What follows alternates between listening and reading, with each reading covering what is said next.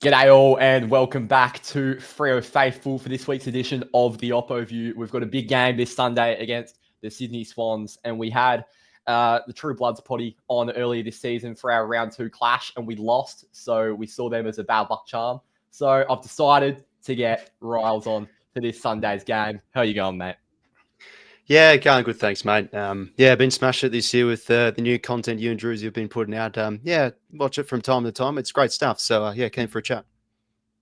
Yeah, as I just said, it's a big game on Sunday. You pipped us in round 2, but over sort of the course of the first half of the season, you probably haven't started the way you would have wanted to under Dean Cox. However, in the past few weeks, you've started stringing together some better football, even if the results haven't been showing for it. What have you seen from the Swannies this year? Yeah, just plenty of ups and downs. I think the biggest thing is we've just shown a lot of inconsistencies in our strengths, and obviously the injuries have played its part. Given we've fielded a full strength side since the bye, now we're starting to arguably play our best brand of the whole season. So probably just the year we need, though. Bit of a refresh we need in this off season. There's just been plenty of good, plenty of bad. Sorry, but now starting to get the ball rolling with how we're playing, but. Yeah, geez, it's been a bit of a muck early on, but I'm liking how we're playing the minutes, starting to showing some more competitive signs. Should be a good hit out this Sunday. Yeah, well, I watched the game on Friday against the Bulldogs, and I thought you put out a pretty good effort, considering where the Dogs are at this year. They're probably going to be vying for a top 4 spot come the end of the season. And you had a few guys really step up, despite not getting the win. You put up 96 points, which is a pretty impressive effort. Like, the Dogs are a bit vulnerable defensively, but it's still impressive nevertheless. You had a few of your stars step up: the Brody Grundys, Errol Goldens. It feels like Isaac Heaney hasn't really clicked yet this year, but he showed glimpses of that on Friday, obviously kicking the bag of 5. What do you see from your boys on Friday, and do you think you can carry it into this game? Well, it's just been very hard to gauge the Swannies this season, where I think we'll get the ball rolling or we'll have a good performance where I get let down. I did go for a stupid tip against the Crows thinking we could turn up, but that wasn't the case. But is there questions last week? Did we play a grand final in a way? Like, we really brought the effort and I was proud of it, but it was just a game we had to win. So do we turn up now flat this week? But it's interesting. The Swans social media have really improved this year and shown more of like behind the scenes stuff. And they had a bit of like Cox's post-match speech to play. And he's like, well, it's in our hands. Let's try and attack this back half of the year. We're still a chance to shake things up. So, look, I think we'll hopefully continue to play some good football heading into it. But the star, I think Gordon's return has really shown like he is just such a key inclusion for us. And our ball movement the first half of the year was really lacking, where we had so much reliability and so much of the onus on like Roberts and Bice to be our main distributors. But with Gordon now, not necessarily as kicking inside 50, but just his build-up play against the Dogs on Friday night was so crucial to us on how we moved it. So, the key ends are definitely handy for us, no doubt. I do want to talk a bit about that, just sort of the facets in which you've changed your game over the past few weeks. As I did say, you've put together some better football as of recent compared to where you were at in the first half of the season. What sort of changed in your game? You just mentioned the ball movement and the key additions. I mean, Errol Golden's a pretty key in. What are the sort of facets of your game that have really let you improve and maybe make a second half finals push? I think heading into this year, we've adopted more of a contested defensive focus on our game, and it just wasn't really paying off in this first half of the season. And again, key outs with Gordon, for example, did have more of the onus on a few other of those lesser experienced types. But with our list just sort of tailored to play, that really good ball movement, turnover football. And when we were having games and we couldn't even get the ball out of back half, it was a concern.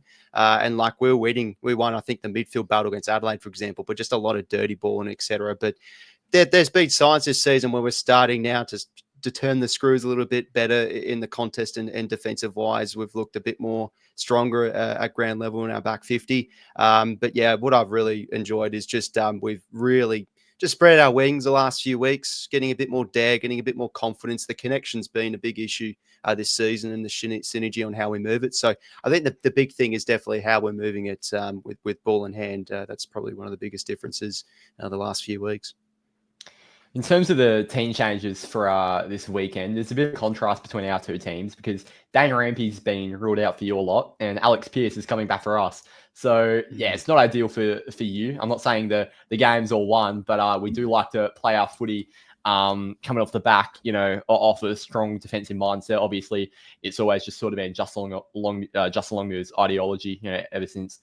When he was assistant at West Coast, that was sort of the way they played. When he was assistant at Collingwood, that was the way they played, and he's brought it over here. And Alex Pearce is just such an important part of sort of our back makeup. In terms of the team changes for your lot, as I just mentioned, Dane Rampy's out. I think Aaron Francis is also out, if I'm not mistaken. What are we going to see this weekend on the selection table? Well, looking at the injury list, I had a peek at it yesterday, but yeah, I think Amadi will be a test. So it's just such an important in for us. And there's been a lot of whipping boys this season with the likes of Lloyd and Florin, and they came back and I thought they were pretty good to be. Lloyd I thought was a lot better. Like he's been just a player that's really slow to ball movement, and it's sort of like a Brodie Smith through Adelaide, where they were a great player back in the day, but now the game's starting to get past them a little bit. And but I think he'll probably retain his spot. But yeah, I think Amadi just, if his feet just has to play, he was a chance last week, but they didn't want to risk it with that hamstring. McLean's been a disappointment this season. He had a breakout year, 2023. He's just regressed. And young Jack Buller, Western Australian, came in late in, and I thought he had some really good moments. Kicked that first goal, probably one of the moments of the game for us. So probably does retain his spot. It's one of those situations where the fans want Buller to stay in and McLean to go out, but knowing the inside the four walls, the other way around is probably going to happen when McLean stays in. But yeah, I think Amadi probably does manage to find his way in. And apart from that, I can't really think of maybe like a Caden Clear. I think he's been stiff to be dropped. He's been one of our best players this season for pressure racks, and that's an area where we sort of lacked a bit with that forward half pressure. But Papley, I thought, had a great game on Friday night, really provided up the ground and gave us an outlet. So yeah, his inclusion's been massive too. But I think probably the biggest in would definitely be Amadi. Yeah, I'm a big fan of Caden Cleary, and I was at Jack Buller's debut a couple of years ago at the Gabba. All his mates were sitting around me in their Claremont jumpers. So we're a big fan of old Jack Buller over here in the West. I do want to speak a bit about Jake Lloyd because if I'm not mistaken, he played forward on Friday, which obviously isn't his natural position. What's the thought process behind him going down there? Oh, he's always a lovely kick of the footy, like forward of centre. Like he's a really good kick for goal. And yeah, he did start a lot more forward. I did notice on Friday night. But yeah, he's just been a player, as I said before, like when he's been in our back half, he's just really slowed the tempo and etc. And he's done those panic, just lollipop kicks and etc. So I think him positioned a bit more in the forward half could yeah, definitely be a move to persist with in the back half of this season. And yeah, he's always a pretty clean player of the intercept, and he was really good in that first quarter, like being able to intercept, get a couple of turnovers early on. So yeah, a player I think we'll persist with, and come the end of the season should be able to retain a spot in the 22. All right, let's get on to the main talking point of this game. The deck. What on earth is happening at the SCG? Will the game actually happen at the SCG? And were you actually concerned for your players' welfare on Friday? Because let me tell you right now, I'm very concerned. Sean Darcy has been a bloke that struggled to get out in the park. This is Alex Pearce's first game back. I do not want these big boys lumping around on a deck where you can't keep your feet and where you're not allowed to wear metal studs. Are you worried about the ground? Yeah, there's been a lot of talk of it as of late, but I think this has sort of been a thing that's happened really all year. Like there's been some games I'm like, oh geez, the ground's looking fairly ordinary. I say sometimes in my streams, and then it was brought up on one of those Channel 7 shows where yeah, round 6, Port Adelaide apparently made a complaint when they played us. But the SCG is a multi what's the word, a multi venue area where concerts do happen and etc. So yeah, it was off the back of a concert, I'm pretty sure. So, yeah, I don't really like the look of it. But when I watch the Swannies, I just don't think about stuff like that. I just want to win. I just want us to play well. But looking back at it a bit more upon reflection, it was a bit of a concern. Like Bailey Williams almost really hurt himself when he slipped up, and Nick Blake, he kept on slipping over and etc. as well. And yeah, Toby Green, I don't know if you heard that on the podcast. He was saying like you have to wear metal studs, which is definitely not allowed in the sport. So. Yeah, it's definitely been a big talking point, but I guess I should just probably say, back in the club, they'll get it done. Yeah, there's a final inspection on Friday, and wherever the game is scheduled to be played, both teams will rock up and hopefully give us a good game of footy. I want to cast your mind back to last time our two clubs met. The Swans got the job done by 3 points in heartbreaking circumstances for myself. Joel Amadi kicked that late goal, took the mark on Brennan Cox, but that wasn't round two, and a lot has changed with both teams. I think at that point, the Swans' expectations were still pretty high. You were coming off a grand final. It was only your second game coming off a grand final. And you were probably expected to be a finals team, as were the Dockers. So there weren't really any excuses for that whilst at home. Our team makeup has changed massively since then. You know, Banfield was playing forward in that game. He's now a pretty prominent member of our back line. It was only Murphy Reed's second game of football. We had Jeremy Sharp in the team. We had Jagger O'Meara in the team. It was Bolton's first game for us. Like, there were just so many sort of moving parts to our team in the early stages of the season.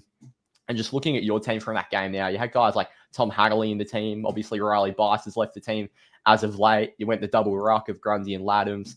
What are your memories from that sort of game? And do you reckon there's going to be any similarities from that game and to the game on Sunday? Well, yeah, as I've said this season, we've had a lot more of adjustment with the contested game, and our numbers have been really good this year in those areas like contested footy and clearances and stuff. And this was a game like Fremantle last year, one of the best stoppage teams in the comp. And from memory, we did do really well in the clearance game. We were able to negate Sarong fairly well. Jordan did a great job. Brayshaw, I remember, was pretty effective with the opportunities he had. But yeah, this was Shea Bolton, as you said, it was his first game, but Sammy Wicks did do the job on him when he did float forward. And yeah, he's been a massive improver for us this season. He's been able to shut down some good players. Nick Watson as well in round zero, just to remember a few off the top of my head.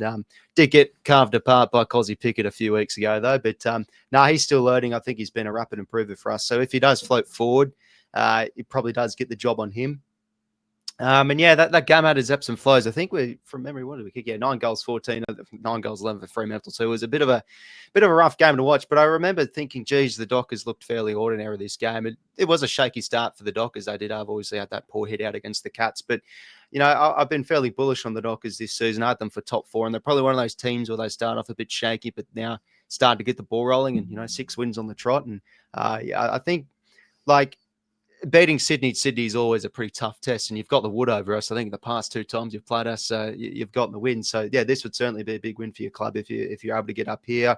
I don't think we'll make the top 8, but as we've discussed a bit, I think we're starting to play some of our better brand, and we'll be in a thorn in some better teams up on top of the ladder, and yeah, we can probably definitely shape the top 8. It's funny because we seem to fare quite well at the SCG, and you seem to fare quite well at Optus. So yeah, we love Optus. If history's anything to go by, then hopefully we get the win on Sunday. But I'm certainly not chalking it up. It's one of the games. It's one of the most sort of worry. Some of the most worried feelings I've had towards a game in a while. You know, we've had quite a soft run in the past few weeks post-bye. Obviously, only just got past St Kilda and North. But, you know, it was the 2 wins pre-bye that gave me the most confidence against the Giants and the Suns. You were just speaking about the matchup that Sam Wicks had on Shea Bolton in round 2. And 2 games that Shea Bolton's really struggled in this season, or 3 games. It was that game, and it was the Saints game, which we got towed up by 10 goals, and it was Liam Stocker who shut him down. And then again on the weekend, I thought Liam Stocker did a really, really good job on Shea Bolton. He's, you know, St Kilda almost won that game, and obviously Sydney won that game early in the season, and St Kilda won the other game in which Stocker towed up Bolton. I think it's a really, really important part into stopping Freo. Just in round 2, he was playing a lot of sort of midfield. He was struggling to get into the forward line because his fitness wasn't really there. He was coming from a low base. Right. Whereas Stocker, when he was, you know, match up on half forward, I thought really got a hold of him. He went up the ground with him well in both of those matchups against the Saints. So I think it's going to be really important, no matter who goes to him. If it is Sam Wicks, if it is, you know, if James Jordan goes in that direction, I'd be quite surprised, I'll be honest. Like, I think tagging Caleb Sarong is the most obvious thing when you play Fremantle. We 9 times out of 10 lose when Caleb Sarong gets shut out of the game. So I still think Jordan will go there. But yeah, it's really, really interesting in what matchups to go with in those sorts of key areas. I want to move on to the Dockers now. You were just saying you've been quite bullish on Freo this season. We had a really shaky start to the season. We started 0-3. Obviously, your club didn't help our shaky start. But we've sort of come into our own a bit. We've won 6 on the trot. Not all of them have been really convincing, but I think quite a few of them have been really mature. But just as a whole, what have you made of Fremantle this year?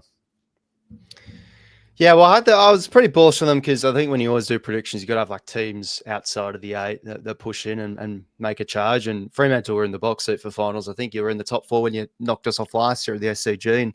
And yeah, Josh Tracy was a massive out, and then you bundle out of Don't the remind finals. me. So I just thought that, sorry, I just have to say it. Yeah, like I just felt with the talent Freo possess and Shea Bolton, I was really big on picking up because I think that player forward of centre that Freo really need, that sort of player that links up well. And yeah, he has a shaky moments like his was it against the Dons where he just could not kick a goal to Yeah, save his life. He it was was getting such an dangerous almost game. positions. Yeah. Yeah, but that's the thing with Bolton. He just gets some really dangerous areas, and he kicked that lovely goal from the boundary as well against the Saints too. So yeah, player we're definitely got to shut down, no doubt.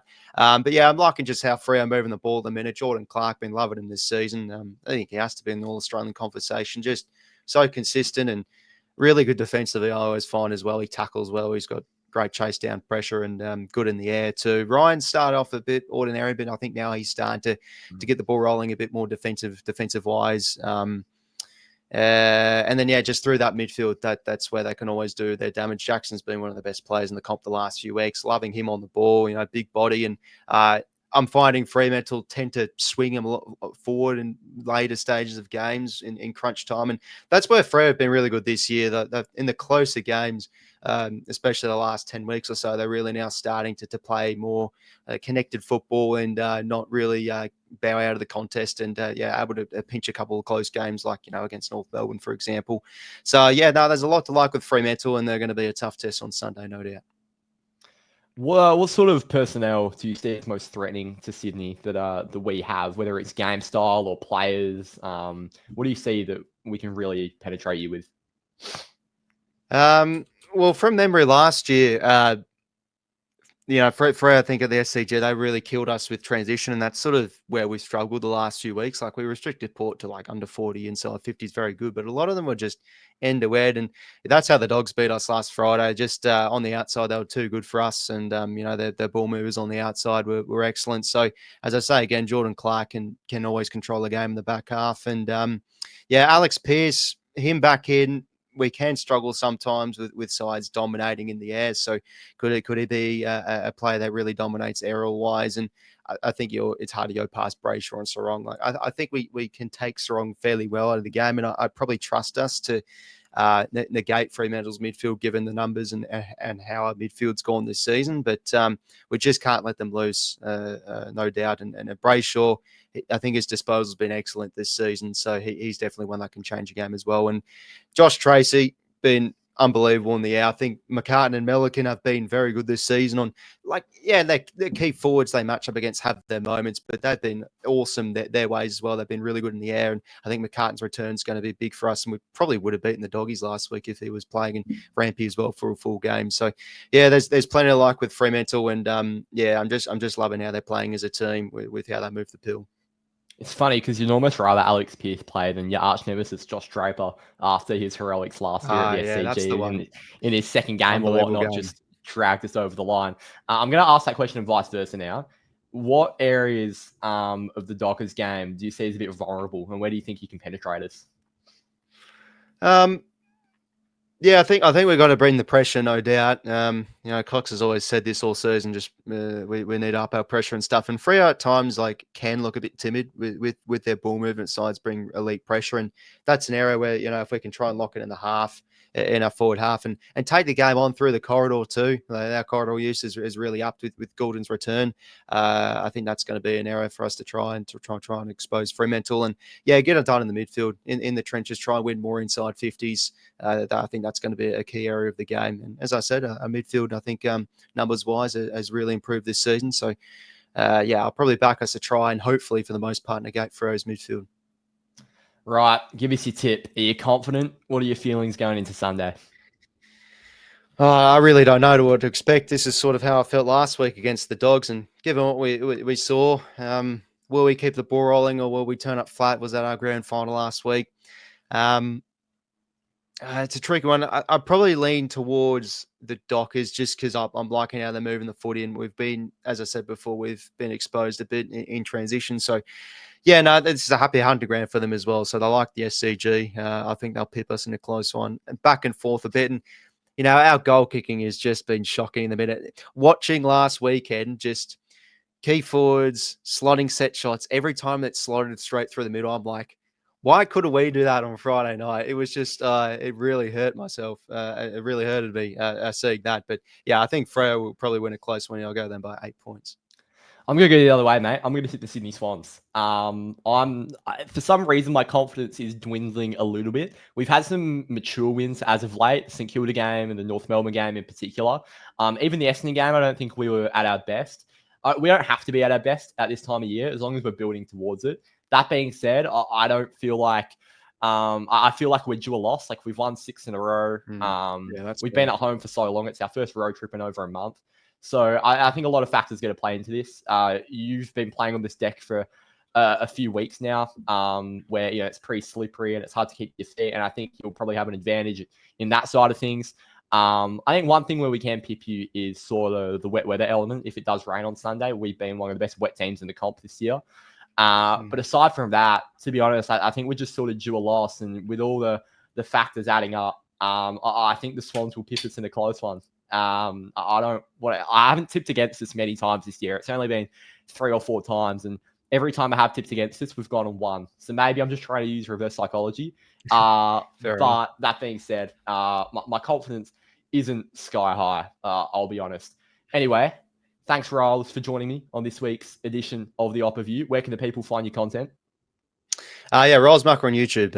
Always enjoy talking footy here and there, and do also do live watch alongs. So all fans welcome if they want to come by and say hi on Sunday.